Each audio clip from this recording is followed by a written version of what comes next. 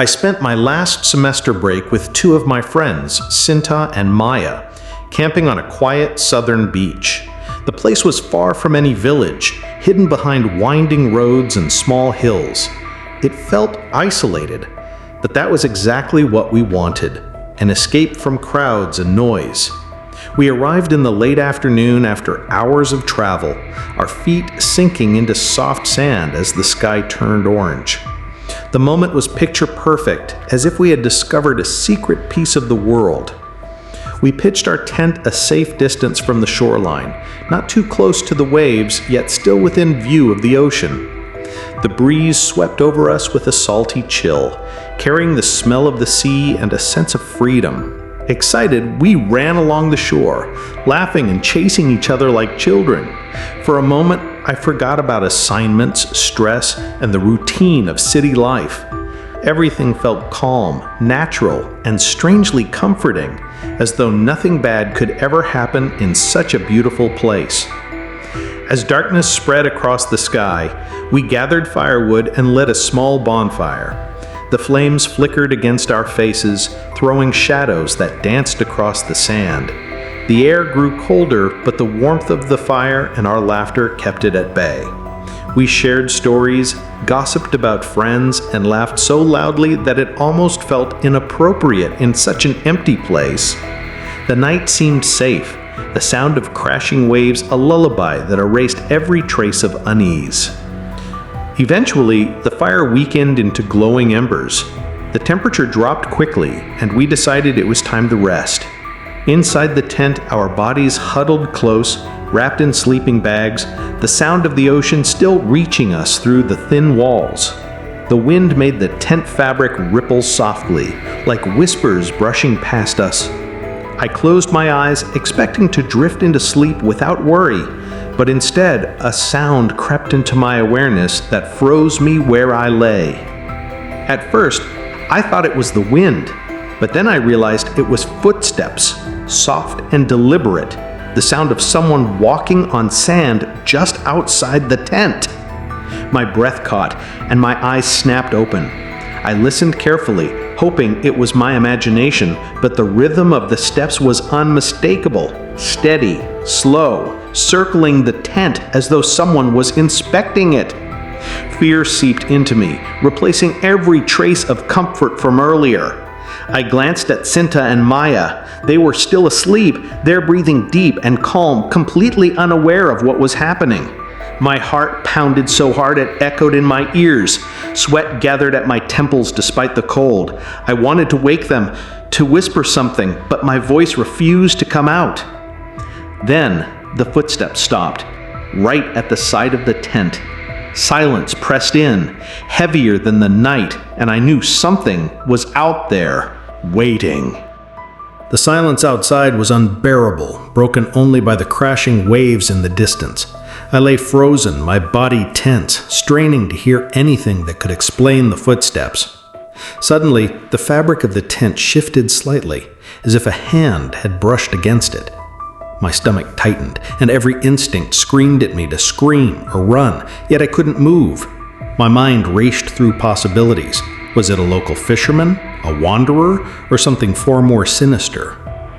I finally gathered the courage to whisper Maya's name, shaking her shoulder gently. She groaned, half asleep, but didn't open her eyes. Cinta stirred as well, mumbling something incoherent before slipping back into her deep slumber. Neither of them understood the urgency in my trembling voice. The realization that I was the only one fully awake, the only one who heard the noises, filled me with a crushing loneliness that made the fear even worse. The sound returned. This time, not footsteps, but a dragging noise along the side of the tent, like fingernails scratching across the fabric. My breath hitched, and I instinctively pressed my hand over my mouth to keep quiet. I could feel the air inside the tent grow colder, my skin prickling with goosebumps. Every second stretched endlessly, as though the night itself had decided to torment me, testing how much fear I could endure before breaking. I wanted to unzip the tent and shine the flashlight outside, but the thought alone terrified me.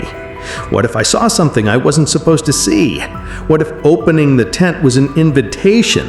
My imagination spiraled, a stranger with hollow eyes staring back, or worse, no one there at all, leaving me to question my sanity. I clenched my fists, torn between the need to confirm the truth and the need to remain hidden in fragile ignorance. Then, without warning, there was a shadow. Through the thin wall of the tent, illuminated faintly by the dim moonlight, I saw a tall, unmoving figure. It stood just a few steps away, perfectly still, as if it had been watching us for a long time. My entire body froze. I couldn't even breathe properly. The figure didn't shift, didn't sway, just remained there, a silent presence that shouldn't exist. I squeezed my eyes shut, praying that when I opened them, it would be gone. Minutes felt like hours, but when I finally dared to peek again, the shadow had vanished. No footsteps, no dragging, no sound at all. The emptiness outside was somehow worse than its presence, because it left me wondering where it had gone. Had it walked away toward the trees? Was it still standing out there, just out of sight, waiting for the right moment? Sleep was impossible now. My heart beat violently, and I knew the night had only just begun. The rest of the night dragged on painfully slow. Every creak of the tent fabric, every gust of wind against the sand sounded amplified in my ears. I lay there wide awake, staring at the ceiling of the tent, afraid to even shift my body. My friends slept soundly beside me, blissfully unaware of the terror clawing at my chest.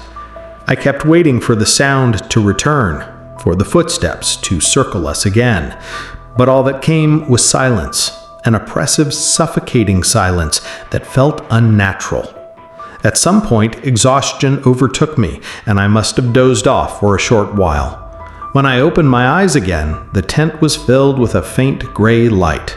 Dawn was approaching, and for the first time, relief washed through me. I gently shook Cinta and Maya awake, forcing a weak smile as if nothing had happened. They yawned and stretched, completely refreshed, while I felt as though I hadn't slept at all. Part of me wanted to tell them everything, but another part feared they would laugh or dismiss it as a dream. When we stepped outside, the first thing that caught my eye was the sand around the tent. My heart nearly stopped. There, clear and undeniable, were footprints, large, deep impressions circling our tent multiple times. They weren't ours. The size was too big, and the depth suggested someone heavy. The worst part was that the prints didn't trail off anywhere. They simply stopped a few meters away from the tent, as if whoever or whatever it was had vanished into thin air. Cinta frowned, crouching down to examine the marks.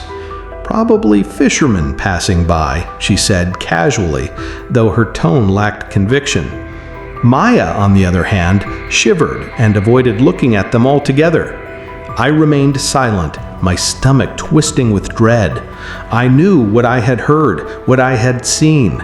No fisherman wandered in circles around a tent in the dead of night. No ordinary person left footprints that led nowhere. We packed our things quickly, more quickly than any of us admitted was necessary. The lively excitement from the previous day had vanished, replaced with an unspoken tension. Even the beach felt different in the morning light, colder, less welcoming. I kept glancing toward the tree line and the ocean, half expecting to see the tall figure again. My skin crawled with the feeling of being watched, though the shore appeared empty. As we left the beach, climbing back toward the narrow road that led us home, I looked over my shoulder one last time. The tent was gone, the fire pit buried under sand, but the prints remained, etched like scars into the earth. That was the moment I realized our quiet vacation would forever haunt me. I never returned to that beach again. Even now, whenever I hear the sound of waves at night, I can't help but remember the silent figure standing outside our tent, watching. Several years ago, my family and I went on vacation to a villa in the mountains of West Java. The villa was old, but still well maintained, standing quietly among towering pine trees. It was far from the main road, isolated enough to feel private. At first, we were excited. The air was crisp and cool, the scenery breathtaking, and the silence promised a peaceful retreat. None of us expected the silence to hold a darker meaning. We arrived in the late afternoon, just as the sun began to sink behind the trees. A soft orange light filtered through the branches, casting long shadows across the yard. From the terrace, I could see a thin layer of mist creeping in, curling between the trunks of the forest. It should have felt magical, but instead there was an eerie stillness. Even the birds and insects seemed absent, as though the forest itself was listening for something. That night, we gathered in the main hall for dinner. The walls were decorated with old black and white portraits of a family long gone. One photo in particular drew my attention. An elderly man with piercing eyes that seemed to follow me no matter where I sat. I felt uneasy, but my father brushed it off with a laugh, saying it was just art. We continued eating, trying to ignore the watchful presence staring down from the walls. After dinner, my parents and siblings stayed in the living room, chatting while the wind howled faintly outside. The only lamp on the porch flickered weakly, casting more shadows than light. Feeling tired, I excused myself and went to the bedroom assigned to me. The room was simple: a large wooden bed, a dusty wardrobe with a fogged mirror, and curtains that swayed lightly despite the closed window. The moment I entered, I felt the air drop in temperature. I lay down, pulling the blanket over me, but soon a sound disturbed the silence. At first, I thought it was the old wood of the house creaking, but the noise came again and again, steady and deliberate. It was the sound of footsteps. They weren't in the hall, nor outside the window. They came from above, slow and heavy, as if someone was walking across the ceiling. But the villa was only one floor.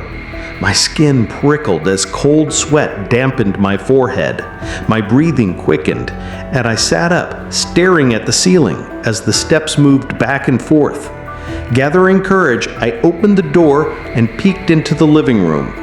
My family was still there, laughing and talking, oblivious to what I had heard. I closed the door again, too afraid to tell them. The footsteps had stopped, but the dread in my chest told me that the night was far from over. I tried to convince myself it was nothing, maybe the sound of branches scraping against the roof or the shifting of the old beams. Yet deep down, I knew it was different. The steps had rhythm, intention, like someone pacing slowly above me. I lay awake, staring at the ceiling until exhaustion dragged me into a restless sleep. Even then, my dreams were uneasy, filled with faint echoes of footsteps that never seemed to end. The next morning, I avoided mentioning what I had heard. My family seemed cheerful, eager to explore the mountain trails nearby. As we hiked, I laughed and joked with them, but the memory of the sound haunted me.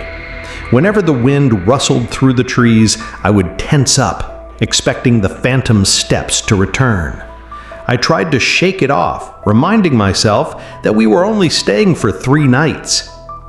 That evening, after a day filled with hiking, we returned to the villa. The fog rolled in thicker than before, swallowing the trees in a pale shroud. The villa looked older somehow, its wooden frame darker, as though it had absorbed the mist itself. Inside, my mother cooked while my father lit candles, the electricity flickering unpredictably. Shadows stretched unnaturally along the walls, twisting with the movement of the flames. I couldn't stop staring at them. When night fell, the sense of unease grew stronger. The portraits on the walls seemed more alive, their eyes sharper, colder. My little sister swore she saw one of the faces smiling faintly, but my father scolded her for trying to scare us. We laughed nervously, but the tension was undeniable. Something in that house was feeding off our fear, and I could feel it growing. Later, as I tried to sleep, the footsteps returned. This time, they weren't alone. Along with them came faint dragging sounds, as though something heavy was being pulled across the floor above me. My heart pounded violently as the noises circled, stopping directly above my bed. I pressed my hands against my ears, but the sound seeped through, relentless, deliberate, impossible to ignore. I wanted to run to my parents' room to beg them to listen, but my legs wouldn't move. The air grew icy cold, my breath forming small clouds in the dark. Then, just as suddenly as it began, the noise stopped. Silence returned, thick and suffocating. But instead of relief, I felt dread deepen. Somehow I knew that whatever haunted this villa was only testing me, and the real horror had yet to reveal itself. The next day, I tried again to act normal. My parents were planning to visit a nearby lake, and everyone seemed excited.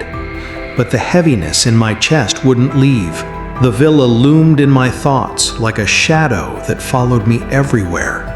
I wanted to tell them about the footsteps, the dragging, the cold air, but the words never came. Deep down, I feared that speaking about it would make it more real, binding it closer to us. That night was our last at the villa. I prayed it would be quiet, that we could leave without more disturbances. For a while, it seemed peaceful. My family fell asleep quickly, their breathing steady in the stillness of the house. I lay awake, staring at the ceiling, counting each second. The silence was heavier than ever, pressing down on me like a weight. And then, without warning, the noises returned. The footsteps started faint, then grew louder, pacing back and forth. But this time there was something new.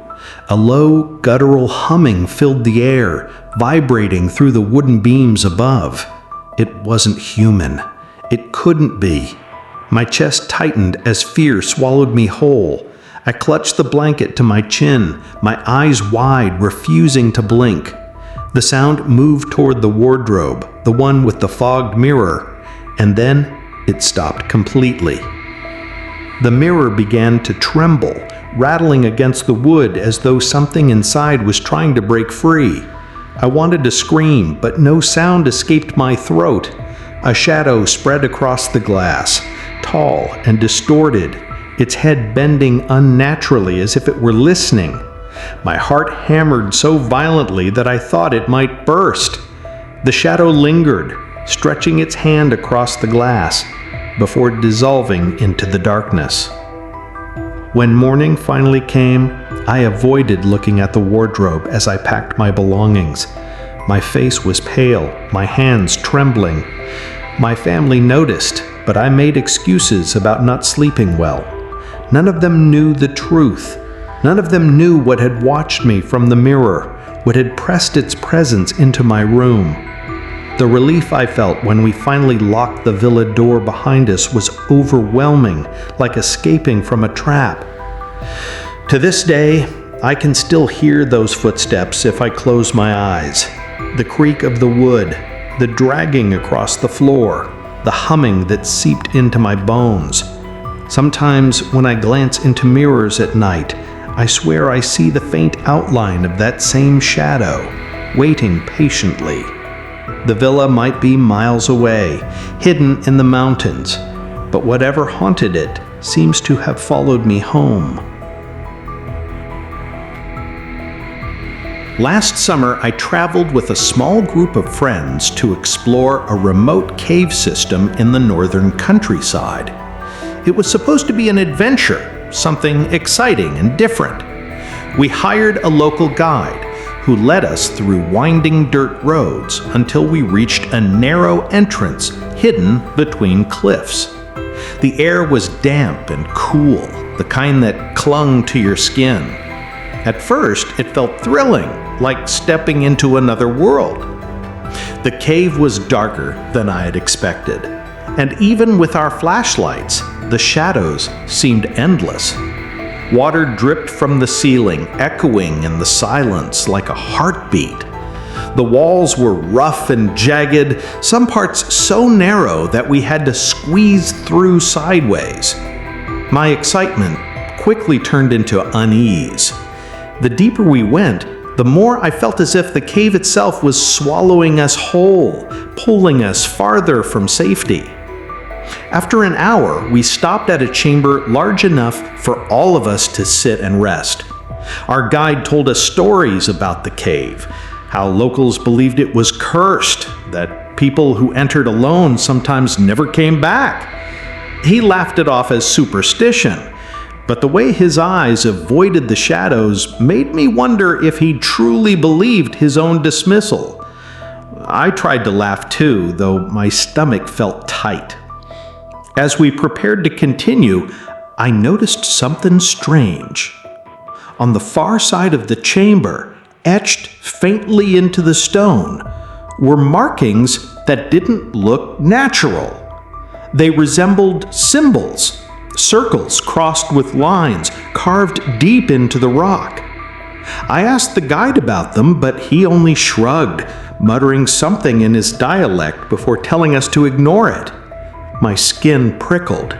The symbols seemed to hum in the beam of my flashlight. The air grew colder as we moved deeper. My breath misted in front of me, and I could no longer hear the sound of dripping water. The silence was absolute, crushing, as though the cave itself was listening to our every step. My friends whispered nervously, their voices bouncing back unnaturally from the stone walls. Every sound seemed distorted, stretched, like the cave was twisting it before giving it back. I tried to keep close to the group, but the shadows played tricks on my eyes. At one point, I thought I saw movement behind me, a flicker of something tall and thin slipping into the dark. My heart leapt, and I spun around, shining my light, but there was nothing, only rock and shadow. Still, the feeling lingered. We weren't alone in that cave. Something else was moving with us, just beyond the reach of our lights. The deeper we went, the more oppressive the cave became. The air felt heavier, almost suffocating, as though every breath required more effort. Our guide walked faster now, his shoulders stiff, his flashlight darting nervously from wall to wall. None of us said anything, but we all noticed it. His confidence was gone. Whatever lay ahead seemed to unsettle even him, and that terrified me more than the darkness itself. After a while, we reached another chamber, smaller than the first. The ground here was damp, our shoes squelching with each step. I froze when I realized there were footprints pressed into the mud. They weren't ours. These were larger, deeper, and led further into the darkness. The guide muttered under his breath, refusing to meet our eyes before insisting we move on quickly. My stomach turned to ice. Someone or something had walked this path not long before us. As we followed, the silence was broken by faint whispers. At first, I thought it was one of my friends, but the voices didn't belong to anyone in our group. They were faint and overlapping, like dozens of people speaking at once, their words blurred and unintelligible. I gripped my flashlight tighter, scanning the darkness, but nothing appeared.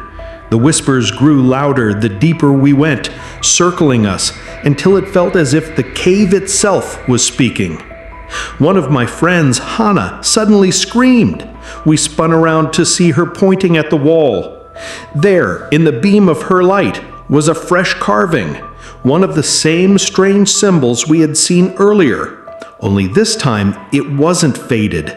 The lines were sharp, the rock dust still scattered on the ground, as though someone had carved it just moments ago. The guide's face turned pale. He urged us to keep moving, his voice shaking. The whispers grew unbearable, echoing in my skull. My flashlight flickered, and for a second, the darkness swallowed everything. In that instant, I saw something, tall, thin, and twisted, crouched against the far wall. Its eyes glowed faintly, reflecting the light, before vanishing when the beam returned. My throat closed, and I couldn't force out a word. No one else seemed to notice, but I knew I hadn't imagined it. We stumbled onward, panic creeping into our steps. My heart hammered with every echo of our movements. The cave no longer felt like stone and earth. It felt alive, breathing, waiting. I kept glancing over my shoulder, certain we were being followed. The footprints in the mud never disappeared. They multiplied, overlapping ours, as if something was deliberately trailing us. Whatever lived in that cave wasn't just watching. It was getting closer. The tunnel grew narrower as we pressed on, forcing us to walk single file. The whispers didn't fade. Instead, they rose in volume, overlapping like a crowd gathering around us. My ears rang from the noise, and yet when I looked at my friends, they seemed dazed, moving forward like sleepwalkers. I tried calling out their names, but my voice was swallowed instantly, as if the cave refused to carry sound that belonged to me. Suddenly, the guide stopped. His flashlight trembled in his hands as it illuminated another chamber. This one was vast, with ceilings so high our lights barely touched them. In the center stood a stone altar, cracked and ancient, covered with the same strange carvings we had seen before. But unlike the faded ones, these glowed faintly, pulsing like veins under skin. My stomach churned, a primal instinct screaming that we shouldn't be there. The whispers turned into laughter, low and mocking, echoing all around us. My flashlight flickered again, and in that moment I saw them. Figures lining the edges of the chamber, impossibly tall and thin, their limbs bending at unnatural angles. Their eyes gleamed like wet stones, fixed on us with hunger. When the light steadied, the figures were gone, but the air carried their presence, thick and suffocating. Hana broke down, sobbing uncontrollably, while another friend clutched his head as if trying to block out the voices. The guide muttered prayers under his breath, dragging us toward a tunnel that led upward. The ground shook beneath us, dust raining down from the ceiling. Something had awakened. I could feel it pressing against my chest, forcing my heart to beat in painful bursts. As we scrambled through the tunnel, I felt a hand brush against my shoulder. I whipped around, shining my light, and for an instant I saw one of the figures crawling on the ceiling, its face inches from mine, mouth stretched into a grin that split too wide to be human. I screamed, shoving forward, my legs burning as I ran faster than I ever had in my life. We burst out of the cave just as dawn broke. The mist clung to us like a second skin, and none of us spoke. Our guide refused to look back, his face pale, his lips still moving in silent prayer. Even now, years later, I can still hear those whispers when I close my eyes, the chorus of voices reminding me that the cave had never let us go. It simply allowed us to leave, for now.